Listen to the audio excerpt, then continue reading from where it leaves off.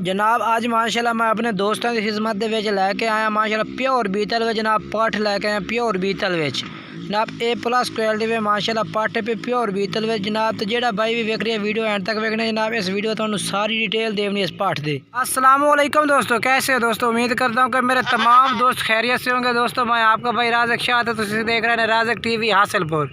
तो जनाब आज माशाल्लाह राज़क गोट फार्म जनाब एक पाठ है माशाल्लाह बेहतरीन जनाब प्योर बीतल में माशाल्लाह पट है जनाब। तो जनाब असी तो मंडी से लईए लुडर मंडी विचों लईए जनाब। तो भाई तो कह रहे हैं कि यानी कि जनाब 1.5 महीने की क्रास गारंटी नाल कह रहे हैं, लेकिन जनाब साड़ी क्रास की गारंटी नहीं है क्योंकि 1.5-2 महीने यानी कि वो झूठ भी मार सकता है। लेकिन वो ये कह रहे हैं कि यार गारंटी के नाल क्रास है 1.5 महीने की। मुँह जनाब 2 दांत पाठे पे बेहतरीन क्वालिटी में A+ क्वालिटी में माशाल्लाह पट है जनाब। चेक करो तो पूछो लंबा लंबाई तो प्योर बीतल में। तो जनाब माशाल्लाह जेडे बीतल होंगे ना जनाब प्योर वो ज़्यादा दुध वाली माशाल्लाह बकरी होती है, ज़्यादा दुध वाली। तो माशाल्लाह अखा भी जनाब ये सफ़ेद अखा में चप्पे सिंगा में तो लंबे कन्ना में माशाल्लाह बेहतरीन क्वालिटी में माशाल्लाह पाटे पे A+ क्वालिटी में माशाल्लाह पाटे जनाब।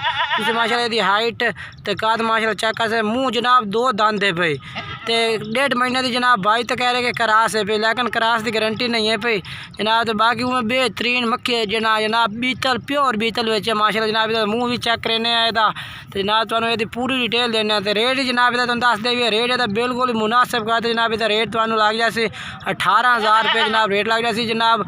1.5 महीने की क्रास है पे यानी कि भाई कह रहे हैं जनाब।